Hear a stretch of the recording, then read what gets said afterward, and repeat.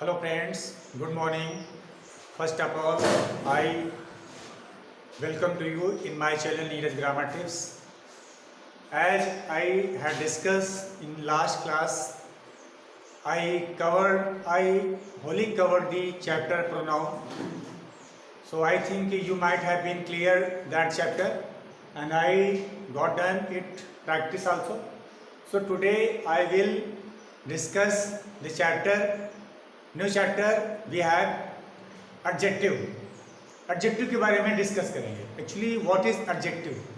Adjective वो चीज़ होती है दैट मॉडिफाई और डिस्क्राइब नाउन और pronoun and it limits and restrict the quality और द अबाउट द नाउन और प्रोनाउन। एडजेक्टिव क्या होता है? ये किसी नाउन और प्रोनाउन को मॉडिफाई करता है, डिस्क्राइब करता है, add something and limit and restrict the noun and pronoun. Noun और प्रोनाउन को रिस्ट्रिक्ट करता है, लिमिट करता है, उसकी क्वालिटी को बताता है, उसके बारे में कुछ ऐड करता है, डिस्क्राइब करता है। वो क्या होते हैं? एडजेक्टिव होते हैं। एडजेक्टिव बना ही ऐड से। ऐड मीन्स कुछ जोड़ना, कुछ डिस्क्राइब करना, क्वालिटी को बताना, क्वालिफाई करना। तो उसे हम क्या कहते हैं? एडजेक्टिव कहते हैं। एडजेक्टिव जैसे कहते हैं John is good, John is good. अब यहां पर जॉन की क्वालिटी को लिमिट कर दिया गया, रिस्ट्रिक्ट कर दिया गया कि जॉन कैसा है। तो जॉन की क्वालिटी के बारे में क्या बताया कि जॉन इज गुड। जॉन कैसा है? John good. या कह लीजिए मोहन इज इंटेलिजेंट।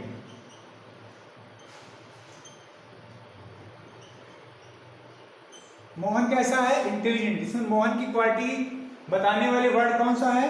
इंटेलिजेंट। ये कैसा है? इंटेलिजेंट और गुड जो है ये नाउन जॉन और मोहन की क्वालिटी को बता रहे हैं, इनके बारे में डिस्क्राइब कर रहे हैं। तो यहां पर गुड और ये इंटेलिजेंट क्या हुए? ये एडजेक्टिव हुए जो नाउन जॉन और इस वक्त में मोहन की क्वालिटी को बता रहे हैं। ये हो गया एडजेक्टिव। तो एडजेक्टिव क्या होता है? Adjective is a part of speech. ये स्पीच का एक पार्ट होता है। इट डिस्क्राइब और मॉडिफाइज और ऐड समथिंग अबाउट नाउन और प्रोनाउन।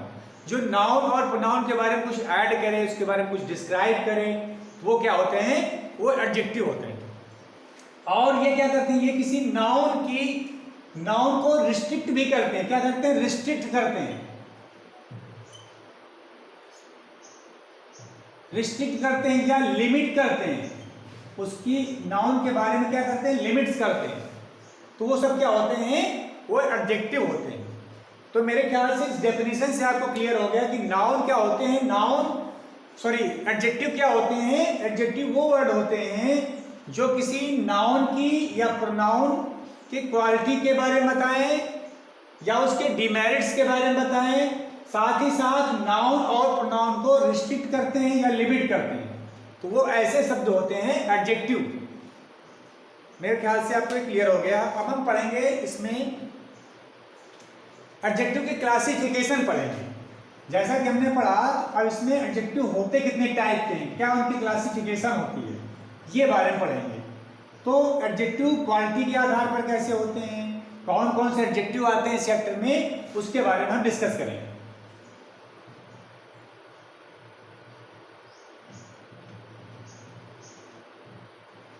जैसे पढ़ेंगे क्लासिफिकेशन ऑफ नाउन,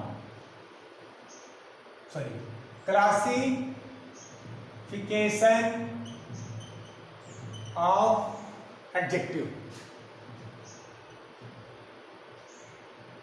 एडजेक्टिव की क्लासिफिकेशन पर देखिए, एडजेक्टिव का जो पहला प्रकार होता है वो प्रॉपर एडजेक्टिव होता है। क्या होता है? Proper adjective. Proper adjective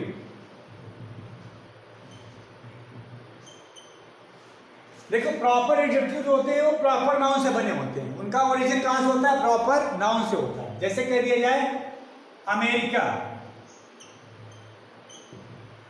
America actually देखा जाए तो प्रॉपर नाउन है, नेम ऑफ सिटी, लेकिन इसी अमेरिका नाउन से हम क्या बनाएंगे? एक प्रॉपर एडजेक्टिव बनाएंगे। तो अमेरिका का प्रॉपर एडजेक्टिव हो जाएगा अमेरिकन। क्या हो जाएगा? अमेरिकन हो जाएगा। इसी प्रकार इंडिया है, इंडिया का प्रॉपर एडजेक्टिव क्या होता है? इंडियन होता है। इंडिया का प्रॉपर एडजेक्टिव क्या होता है? इंडियन। इसी प्रकार से ब्रिटेन, ब्रिटेन, ब्रिटेन में क्या हो जाएगा? ब्रिटिश हो जाएगा। क्या हो जाएगा? ब्रिटिश। इस प्रकार से चाइना, चाइना क्या हो जाएगा? चाइनीज हो जाएगा। इस प्रकार से ये प्रॉपर पहला एडजेक्टिव कौन सा हुआ क्लासिफिकेशन में? प्रॉपर एडजेक्टिव हुआ जो प्रॉपर नाउन से बनते हैं। जैसे अमेरिका का अमेरिकन, इंडिया का इंडियन, चाइना का चाइनीज, फ्रांस का फ्रेंच और जापान का जापानीज। ये सब क्या होते हैं? सब ये प्रॉपर एडजेक्टिव होते हैं। अब दूसरा है पजेसिव एडजेक्टिव।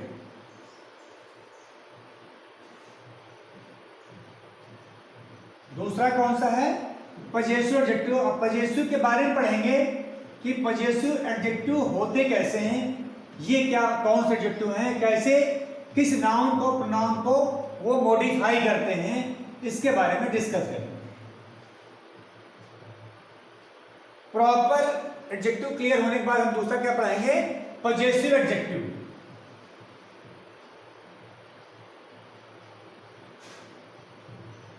पजेसिव एडजेक्टिव,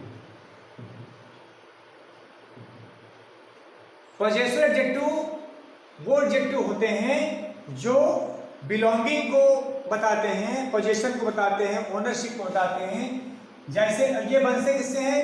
ये बनाए जाते हैं जो प्रॉपर नाउन हो, सॉरी जो पर्सनल प्रोनाउन होते हैं उनसे बनते हैं। जैसे कह दिया जाए आई, तो आई का प्रॉपर एडजेक्टिव होता है माई। आई का जो पजेसिव एडजेक्टिव होता है वो क्या होता है? माई। इसी प्रकार से यू, यू का पजेसिव एडजेक्टिव होता है योर। इसी प्रकार से वी का अवर होता है, शी का हर होता है, इट ही का हिज होता है, और शी का दे का देयर होता है। ये सब कौन है? ये सारे जो हैं इधर वाले ये पजेसिव एडजेक्टिव है, और इनके साथ नाउन आना मस्ट है। ये कभी सेंटेंस में सिंगल इनका यूज नहीं होता है, इनके साथ नाउन आना मस्ट है। जैसे कह दिए my brother, my brother has passed, मेरा भाई पास हो चुका है।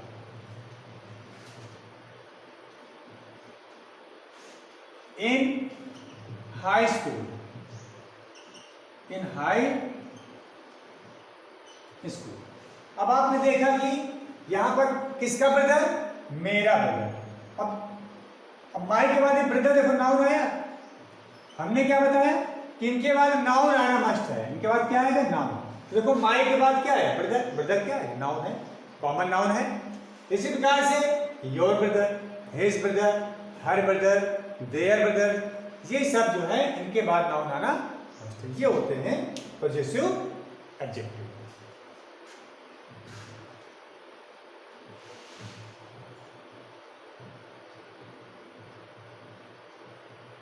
अब नेक्स्ट पढ़ेंगे पजेसिव एडजेक्टिव।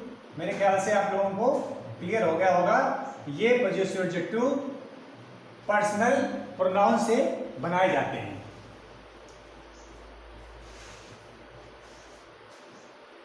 अब नेक्स्ट है पढ़ेंगे जो एडजेक्टिव हैं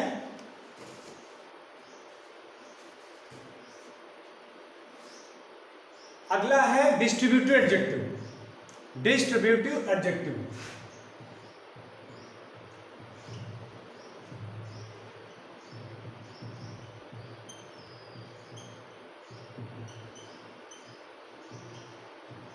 डिस्ट्रीब्यूटिव एडजेक्टिव देखो इसमें आता है ईच,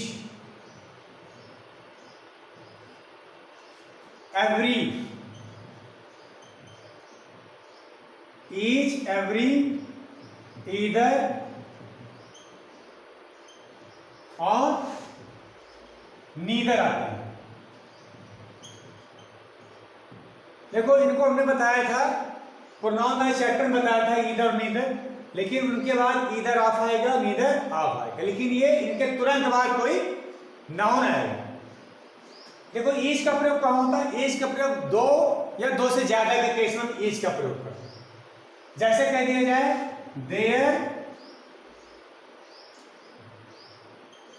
देयर आर टू या three brothers,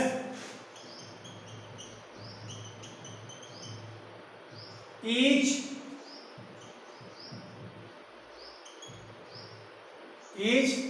brother love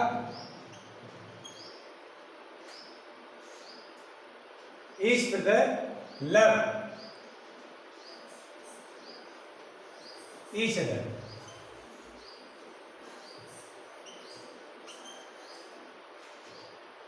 Each brother love each other. Each brother love each other. तो अब इसमें देखिए थ्री ब्रदर हैं, टू भी हो सकता है, टू है या थ्री है, जो भी हो, तो उसके केस में हम ईच का प्रयोग करेंगे। अब नेक्स्ट पढ़ेंगे एवरी का प्रयोग।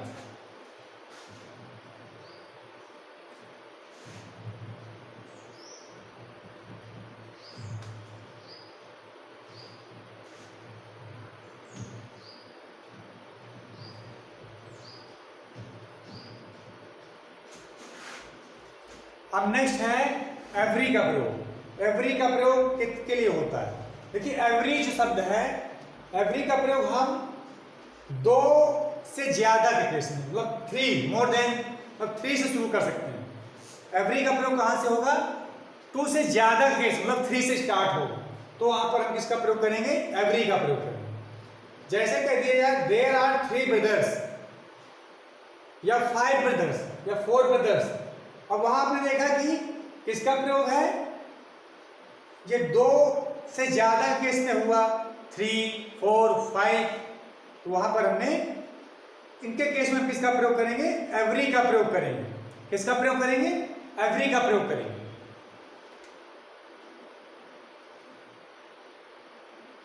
जैसे कह दिया जाए देयर आर थ्री गर्ल्स, मतलब एवरी का प्रयोग। इसका हमने क्या बताया कि मोर देन टू, दो से ज्यादा के केस में इसका यूज होता है।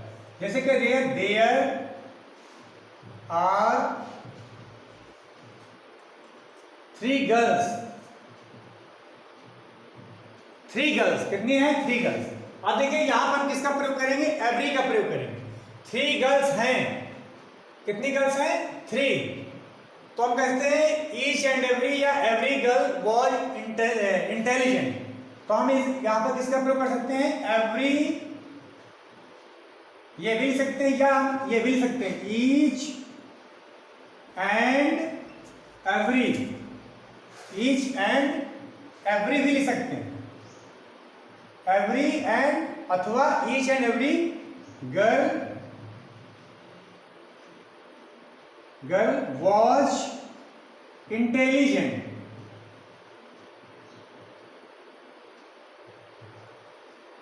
There are three girls, तीन लड़कियां हैं।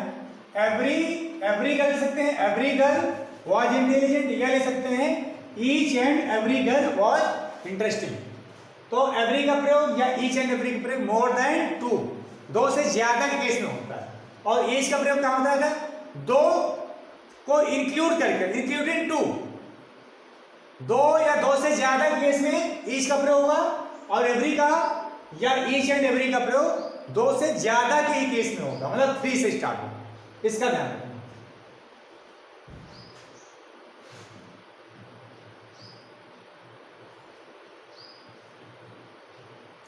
अब नेक्स्ट है, पढ़ेंगे नीदर और ईदर का प्रयोग। देखिए नीदर शब्द जो है ईदर या नीदर, देखो इसका प्रयोग भी, इन दोनों का प्रयोग जो होता है किसके लिए होता है? टू के केस में होता है, टू के लिए होता है। ईदर और नीदर का प्रयोग हमने बताया कि किसके लिए होता है? दो के केस में होता है। लेकिन ये जो ईदर वाला है ये पॉजिटिव सेंस में होता है, पॉजिटिव सेंस में होता है। लेकिन इसका प्रयोग कहां होता है? इसका प्रयोग नेगेटिव सेंस में होता है, इसका ध्यान रखना। और होता है दोनों का दो के लिए होता है, दो से ज्यादा के केस में नहीं होता है। दो से ज्यादा केस में एवरी का और ईच का प्रयोग होगा। जैसे कह दिया जाए ईदर बॉय कैन डू